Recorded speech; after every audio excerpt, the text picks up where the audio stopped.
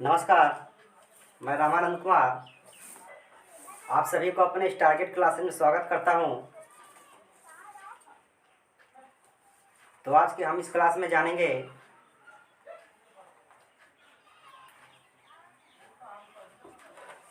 घातों के आधार पर बहुपद कितने प्रकार के होते हैं। घातों के आधार पर बहुपद कितने प्रकार के। कल जो है हम लोगों ने देखा कि बहुपद किसे कहते हैं, यानी बहुपद का परिभाषा, बहुपद को किससे सूचित करते हैं, बहुपद कितने प्रकार के होते हैं। तो हम लोग पढ़े थे वर्गीकरण जो है बहुपद का, कहेंगे घातों के आधार पर। आज हम लोग पढ़ेंगे घातों के आधार पर बहुपद कितने प्रकार के होते हैं। और कल जो हम लोगों ने पढ़ा था पदों के आधार पर, डिफिनीशन अभी देखे लगे था। आज भी हम लोग वही देखेंगे डिफिनीशन भी। इसके अलावा समय बचेगा तो सवाल पर चलेंगे। तो लिखेंगे, कहेंगे कि घातों के आधार पर बहुपद 4 प्रकार के होते हैं। पहला होगा एक घातीय बहुपद। पहला होगा एक घातीय बहुपद। एक घातीय बहुपद। एक घातीय बहुपद, इसका हम लोग इंग्लिश कह सकते हैं लीनियर पॉलिनोमियल। इसका जो होगा लीनियर, LINEAR,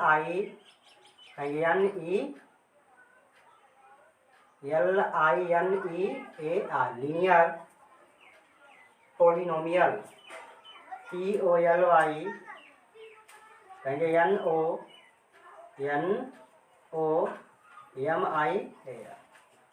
पॉलिनोमियल, POLYNOMI। एक घातीय बहुपद, कहेंगे एक घात वाला बहुपद। एक घात वाला बहुपद एक घातीय बहुपद कहलाता है। इसमें केवल एक घात होगा, उससे लोग क्या बोलेंगे, एक घातीय ना। इसका परिभाषा होगा एक घात वाला बहुपद एक घातीय बहुपद कहलाता है। लिख लेंगे इसको हम लोग, कहेंगे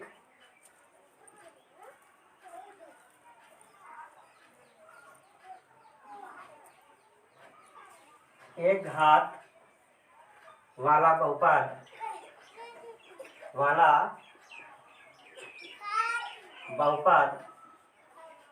एक घातीय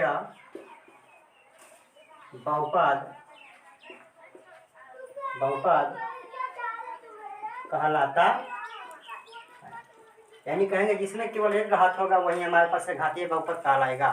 केवल एक घात होगा। जैसे हम इसका एग्जांपल दे सकते हैं, हमारे पास इसका एग्जांपल हो जाएगा। एग्जांपल है, कहेंगे 3x-5, और कह सकते हैं 9x+4, और भी इसी प्रकार से, यानी केवल घात इसमें एक होना चाहिए। देखेंगे यहाँ पर x के घात कितना है, ये यहाँ भी हम लोग देख लेंगे x के घात कितना है। यानी इसमें पूछ देगा घात कितना है, तो हम कह देंगे घात बराबर जो है 1। यहाँ पे घात कितना हमारा होगा 1 घात ना। आगे लिखेंगे द्विघातीय बहुपद।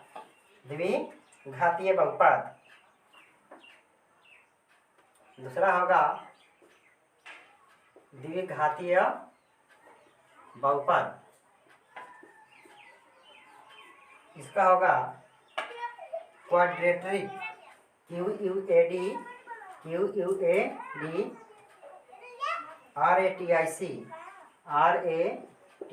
Quadratic polynomial, POLYNOMIAL, quadratic polynomial ना। इसको हम लोग क्या बोलेंगे, एक घात में था कि एक घात वाले बहुपद को, यानी एक घात वाला बहुपद एक घातीय बहुपद कहलाता है। तो उसी प्रकार से इसे हम कहेंगे दो घात वाला बहुपद द्विघातीय बहुपद कहलाता है। फिर से सुन लेंगे, इसका कहेंगे दो द्विघातीय बहुपद का परिभाषा होगा दो घात वाला बहुपद द्विघातीय बहुपद कहलाता। लिखेंगे इसको, कहेंगे दो घात वाला बहुपद दो घात वाला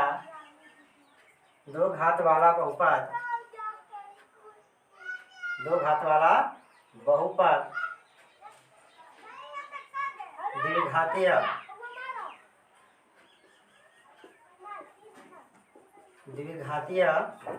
बहुपद कहलाता है। दो घात वाला बहुपद द्विघातीय बहुपद कहलाता है। इसका एग्जाम्पल हो जाएगा, कहेंगे 9x² + 2, और हो जाएगा हमारे पास कहेंगे 6x² - 6। नहीं, इसमें घात कुछ है, घातों की संख्या बताइए, कहेंगे घात क्या है तो लिखेंगे घात बराबर हम लोग देख लें अधिकतम घात कितना है 2। इसमें भी देख लेंगे हम लोग घात बराबर 2 होगा, घातों का अधिकतम संख्या 2 है। आगे हो गया एक घातीय बहुपद द्विघातीय बहुपद। आगे देखेंगे त्रिघातीय बहुपद। त्रिघातीय बहुपद में होगा 3 घात वाला बहुपद जो होगा त्रिघातीय बहुपद कहलाता है।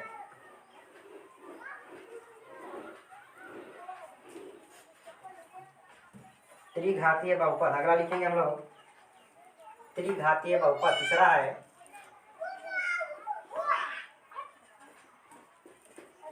त्रिघातीय बहुपद। इसका जो इंग्लिश होगा कहेंगे cubic polynomial. POLYNOMIAL cubic polynomial इनका त्रिघातीय बहुपद। इसका वही परिभाषा होगा कि 3 घात वाला बहुपद जो होगा त्रिघातीय बहुपद कहलाता है। तो लिखेंगे इसको 3 घात वाला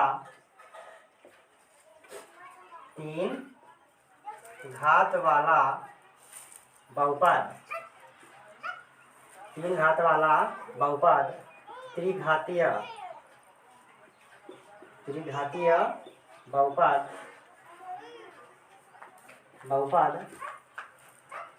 कहलाता, यानी जो हमारे पास 3 गो घात होगा जिसमें अधिकतम घातों की संख्या 3 होना चाहिए ना, तो हम उसका कहेंगे इसको त्रिघातीय बहुपद कहेंगे।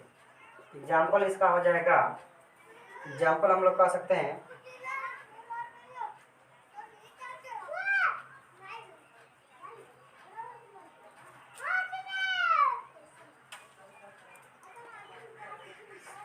कहेंगे 7x के पावर 3 -5x² -8x +3 ना, ये हमारे पास 3 घात वाला बहुपद हो जाएगा।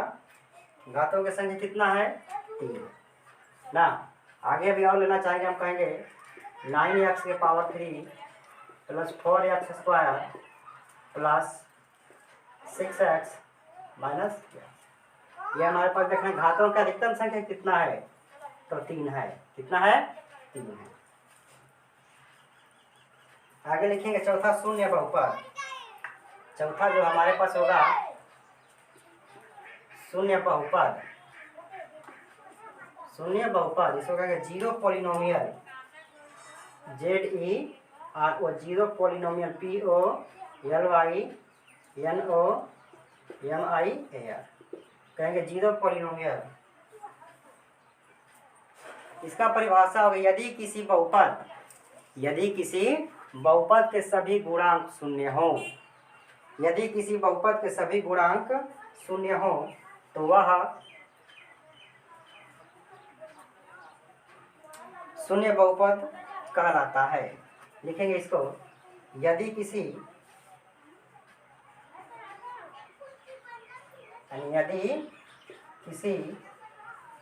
बहुपद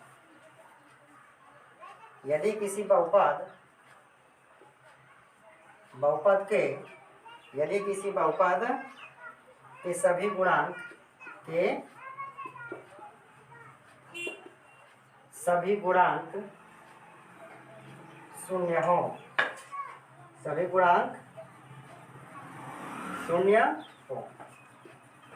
शून्य हो, तो वह शून्य बहुपद कहलाता है। शून्य बहुपद कहलाता है।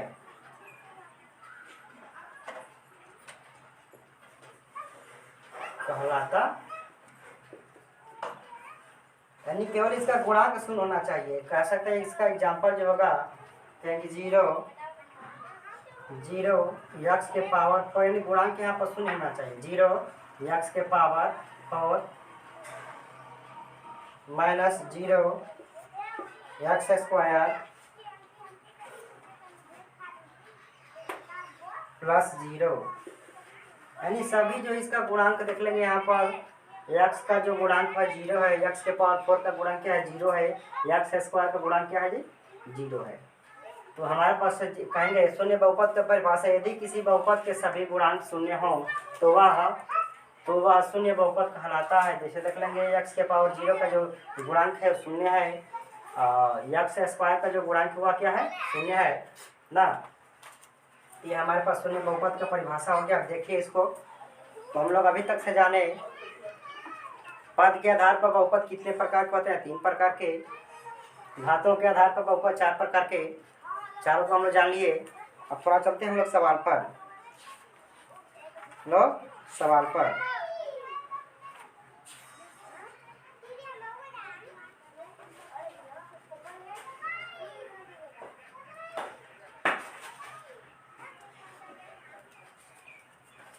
सवाल देखेंगे हम लोग थोड़ा।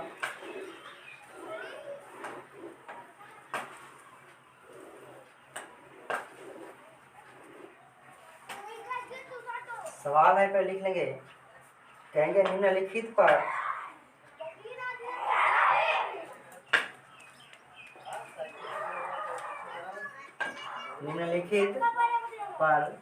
बहुपद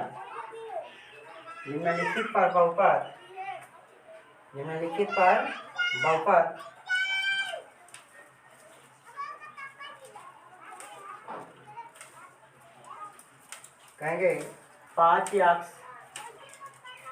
माइनस 4x का स्क्वायर प्लस 3 के मान ज्ञात कीजिए या ज्ञात करें। ज्ञात कीजिए ना, ज्ञात कीजिए। निम्नलिखित पर बहुपद 5x minus 4x square plus 3 के मान ज्ञात कीजिए। हमारे पास दिया रहेगा, दे देगा कि हमारे पास जो पहला है x का मान आप 0 रखिए। क्या रखिए x का मान 0। दूसरा हम कह देगा कि x का जो मान एक बार है -1 रख कर बनाइए, और तीसरी बार बोल देगा कहेगा x का जो मान होगा आपको 2 रख कर बनाना है ना। तो इस प्रकार से हम लोग कहेंगे बहुपद को हम लोग लिखे थे। बहुपद जब भी बहुपद को सूचित करना होगा, यहाँ पर लिखेंगे हाल हम लोग, जब भी बहुपद को सूचित करना होगा तो हमको px कहेंगे, px, qx, rx ना, कोमा कहेंगे sx, कोमा बोल देंगे fx आदि से सूचित किया जाता है। तो हम यहाँ पर बहुपद को जो सूचित कर रहे हैं px से सूचित कर रहे हैं। बहुपद कहेंगे px बराबर जो हमारे मान दिया है 5x माइनस 4x का स्क्वायर प्लस 2, ये हमारे पास मान दे दिया है। अब इसको सोल्व करेंगे। एक बार देखिए प्रश्न संख्या 1 से लेते हैं। एक बार हम लोग क्या कहेंगे इसके लिए, एक बार हम लोग इसलिए हम लोग लिखेंगे p इंटू,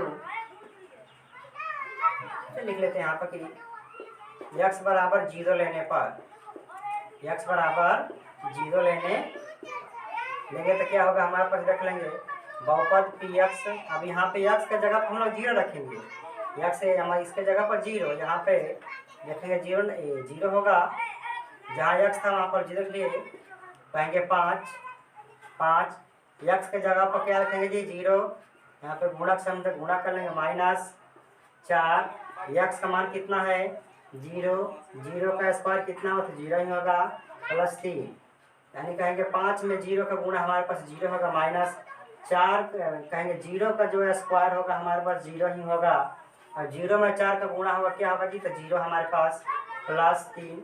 अब जोड़ देंगे तो यहाँ पे कितना होगा हमारे पास इसका जो माना गया 3 हो गया। अब एक बार देखिए x बराबर कहेंगे x बराबर -1 लेने पर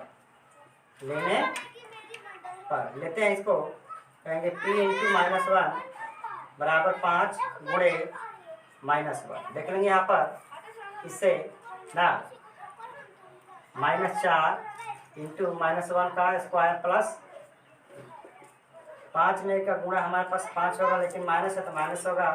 देख लेंगे माइनस और माइनस क्या होगा, प्लस होगा। 4 एकम 4, एक का स्क्वायर एक ही होगा, ठीक है तो मिटाते हैं। एक का स्क्वायर एक हो जाएगा, माइनस माइनस प्लस है, हमारे पास -4 होगा प्लस हमारे पास क्या होगा जी, तो 3 हो जाएगा। तब क्या कहेंगे 5 और 4 9 में से -9 में हम लोग 3 को जोड़ लेंगे तो हमारे पास जो मान आएगा -6 आएगा। आगे इसी प्रकार से देखते हैं x बराबर 2 लेते हैं। यहाँ पर p इंटू x का जो मान होगा जी, x बराबर हमारे पास मान है कहेंगे 5x - 4x स्क्वायर प्लस 3।